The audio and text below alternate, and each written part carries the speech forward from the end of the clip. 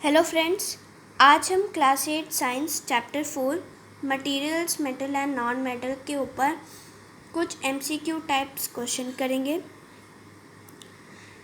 ये पार्ट 1 है और इस पार्ट 1 में हम मेटल और नॉन मेटल के फिज़िकल प्रॉपर्टीज़ के ऊपर एमसीक्यू क्वेश्चंस करेंगे। तो चलिए शुरू करते हैं। हमारा पहला क्वेश्चन है, A coil of copper wire can be made by pulling a large piece of copper metal. This is due to which property of copper? तो ये क्वेश्चन क्या कह रहा है? इस क्वेश्चन में हमसे ये पूछा है कि अगर आपके पास एक कॉपर मेटल है तो आप उस कॉपर मेटल से कॉपर वायर बना पा रहे हो, तो ये कॉपर की किस प्रॉपर्टी की वजह से हो रहा है? कॉपर मेटल से हमें कॉपर वायर मिल जा रहा है, तो ये किस प्रॉपर्टी की वजह से है? तो ये कौन सी प्रॉपर्टी की वजह से है? डक्टिलिटी। अब डक्टिलिटी में क्या होता है? डक्टिलिटी में होता है कि हम कोई भी मेटल को अगर हम बीट करेंगे तो वो वायर में बदल जाएगा। तो यहाँ कॉपर मेटल वायर में बदल जा रहा है और हमें ये तो पता ही है कि कॉपर एक मेटल है, तो वो वायर में कैसे ट्रांसफॉर्म हो पा रहा है? कौन सी प्रॉपर्टी की वजह से? डक्टिलिटी। और डक्टिलिटी प्रॉपर्टी में यही होता है कि अगर हम एक मेटल को बीट कर वायर्स में बदल पा रहे हैं तो हम उस प्रॉपर्टी को क्या कहते हैं? डक्टिलिटी। और वो मेटल को हम क्या कहते हैं कि वो मेटल डक्टाइल है। तो यहाँ कॉपर मेटल क्या है? डक्टाइल मेटल है। तो पहले क्वेश्चन का आंसर क्या हुआ? डक्टिलिटी। अब हमारा अगला क्वेश्चन है, iron and steel are protected from corrosion by coating them with a layer of metals like tin, chromium, etc. We know this process by the name galvanization. ये हमने पढ़ा है कि आयरन कई बार रस्ट हो जाता है, तो उसे रस्टिंग से प्रिवेंट करने के लिए हम कौन सा प्रोसेस लगाते हैं? गैल्वेनाइजेशन। गैल्वेनाइजेशन में क्या होता है?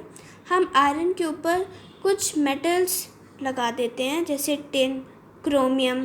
तो इस प्रोसेस को हम क्या कहते हैं? गैल्वेनाइजेशन। अब हमारा अगला क्वेश्चन है, Ravi saw his father's bicycle which was kept in the store room since a long period. He also predicted several red-brown spots over it because of it was not looking good. The process by which metal of bicycle was rusted is called corrosion. तो हम सबको पता है corrosion क्या होता है। अगर इस क्वेश्चन में क्या हो रहा है कि रवि के फादर ने बाइसिकल रखा बहुत दिनों तक स्टोर रूम में, फिर थोड़े दिनों बाद जब वो उन्होंने देखा तो उस पर रेड स्पॉट्स थे। वो रेड स्पॉट कौन से प्रोसेस की वजह से आए? कोरोजन की वजह से, क्योंकि बाइसिकल रस्ट हो गई थी। ठीक है, तो वो कौन से प्रोसेस की वजह से आए? कोरोजन। अब हमारा फोर्थ क्वेश्चन है, complete the following paragraph by choosing appropriate words for P, Q, R, S and T. तो ये हमारा पैराग्राफ, इसमें P, Q, R, S लिखा हुआ है। इनकी जगह हमें ये जो ऑप्शंस दिए हैं इनमें से P, Q, R, S को रिप्लेस करना है इन मेटल्स या जो भी हमें दिया हुआ है उनके नाम से। तो पहले पैराग्राफ को देखते हैं। P's मतलब बहुत सारे P are good conductors of heat and electricity, whereas Q's मतलब बहुत सारे Q हैं are not. R although is a non-metal but a good conductor of electricity. Metals are generally solid at room temperature, whereas S is the only liquid metal. Non-metals are generally solids or gases, but bromine is a liquid at room temperature. तो ये था हमारा paragraph. इसमें हमें बहुत जगह P, Q, R, S हमें बहुत जगह दिख रहा है, तो हमें उनको इन मेटल्स या जो भी इन ऑप्शंस में दिया हुआ है इनसे हमें उनको रिप्लेस करना है। तो सबसे पहले हमारी लाइन है P's are good conductors of heat and electricity whereas Q's are not. तो हमें ये पता है कि मेटल्स जो हैं वो इलेक्ट्रिसिटी और हीट के गुड कंडक्टर्स होते हैं और नॉन मेटल्स गुड कंडक्टर्स नहीं होते हैं। तो P की जगह हम क्या लिख सकते हैं? मेटल्स। मतलब अगर हम P की जगह हम क्या लिख सकते हैं? मेटल्स। तो metals are good conductors of heat and electricity whereas non-metals are not। non-metals तो good conductors नहीं होते हैं ना, तो Q क्या होगा? non-metals whereas non-metals are not। R although is a non-metal but a good conductor of electricity।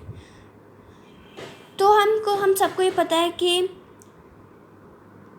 Non metals good conductors of electricity नहीं होते हैं, लेकिन एक एक्सेप्शन है उसमें कि ग्रेफाइट एक ऐसा नॉन मेटल है जो कि गुड कंडक्टर ऑफ इलेक्ट्रिसिटी है।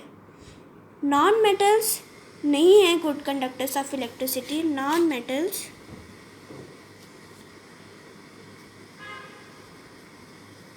आर नॉट गुड कंडक्टर्स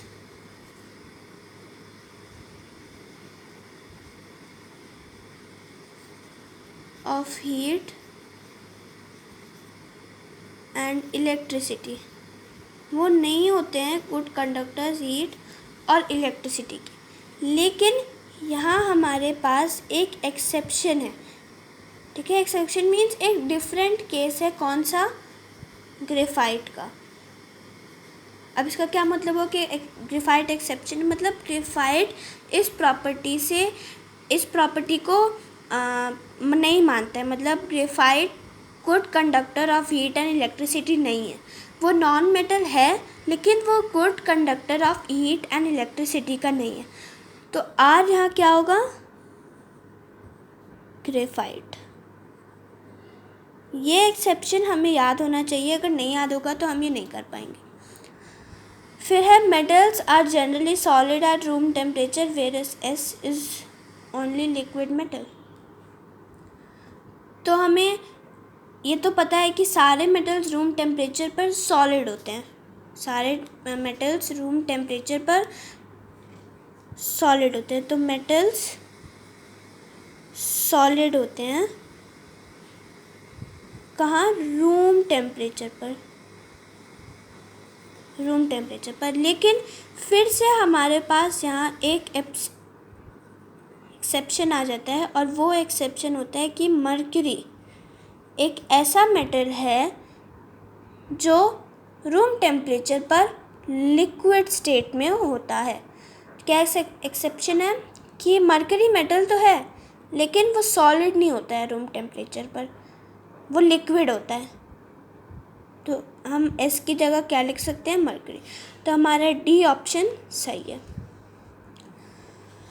अब हमारा 5th क्वेश्चन है, Sahil made a following experimental setup by using a copper wire. तो ये उसका एक्सपेरिमेंटल सेटअप है। अभी हम इसको समझेंगे। पहले क्वेश्चन पढ़ते हैं। ही रिपीटेड हिज एक्सपेरिमेंट विथ पहला एल्यूमिनियम फॉयल, आयरन नेल, कोल, ग्रेफाइट। तो इनमें से कौन से केस में बल्ब ग्लो करेगा? ये हमें ऑप्शंस दिए हुए हैं। तो ये हमारा बल्ब है, ये उसका एक्सपेरिमेंटल सेटअप है। वो कोई एक्सपेरिमेंट कर रहा होगा साहिल। तो ये हमारा बल्ब है, यहाँ उसने कोई बैटरी लगाई है, यहाँ ऑब्जेक्ट। तो उसने अपना एक्सपेरिमेंट पहले किया, जो उसका ऑब्जेक्ट है, पहला उसका ऑब्जेक्ट है एल्यूमिनियम फॉयल।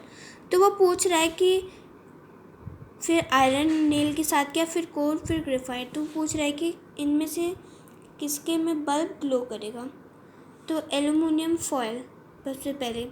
तो एल्यूमिनियम एक मेटल है। मेटल्स में से हमने अभी ऊपर पढ़ा कि good conductor of heat and electricity होते हैं। तो एल्यूमिनियम से करंट पास होगा और बल्ब ग्लो होगा। फिर अगला है आयरन नेल। आयरन भी एक मेटल है, तो उससे भी करंट पास होगा क्योंकि iron good conductor of heat and electricity है, उससे भी करंट पास होगा और बल्ब ग्लो होगा। कोल एक नॉन मेटल है, तो coal bad conductor of heat and electricity है, तो उससे तो करंट पास नहीं होगा, मतलब इस केस में बल्ब ग्लो नहीं करेगा। फिर ग्रेफाइट, तो ग्रेफाइट भी एक नॉन मेटल, एक मेटल है। ग्रेफाइट नॉन मेटल नहीं, एक मेटल है और इससे भी करंट पास होगा ग्रेफाइट से, क्योंकि एक मेटल है और metal good conductor of heat and electricity होते हैं, तो इससे ग्रेफाइट से करंट पास होगा और बल्ब ग्लो होगा। तो हमसे पूछे किस में बल्ब ग्लो होगा, तो एल्युमिनियम फॉइल में होगा, आयरन नेल में होगा और ग्रेफाइट में होगा। तो इस क्वेश्चन का करेक्ट आंसर कौन सा है? Option C. अब हम आ जाते हैं अपने नेक्स्ट क्वेश्चन पर।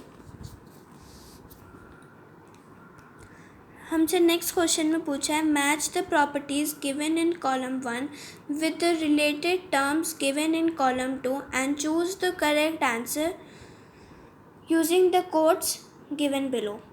तो कॉलम 1 में हमें कुछ दिया हुआ है और कॉलम 2 में, तो हमें कॉलम 1 को कॉलम 2 से मैच करवाना है, सही मैच करवाना है। तो कॉलम 1 में पहला है प्रोड्यूस रिंगिंग साउंड। तो ये कौन सी प्रॉपर्टी है जिसमें रिंगिंग साउंड प्रोड्यूस होता है? सोनोरिटी। तो पी का आंसर क्या होगा? पी हम किससे मैच करवा सकते हैं? 3 से। हम 3 से पी को मैच करवा सकते हैं। फिर can be drawn into wires, अभी हमने पहले क्वेश्चन में पढ़ा था कौन सी प्रॉपर्टी होती है? डक्टिलिटी। तो वही डक्टिलिटी प्रॉपर्टी हम यहाँ भी यूज़ करेंगे। तो can be drawn into wires कौन सी प्रॉपर्टी है? डक्टिलिटी। फिर can be beaten into sheets, ये कौन सी प्रॉपर्टी होती है? मेलाबिलिटी। कैन विथस्टैंड द लॉन्गिट्यूशनल पुल, ये टेंसाइल स्ट्रेंथ। टेंसाइल स्ट्रेंथ में हम मेटल्स की स्ट्रेंथ के बारे में होता है कि हम उसे कितना खींच सकते हैं। तो ये हमने करेक्ट मैच करवा लिया है, तो उसके अकॉर्डिंग हमारा करेक्ट आंसर क्या होगा? D. Thank you friends for watching this video.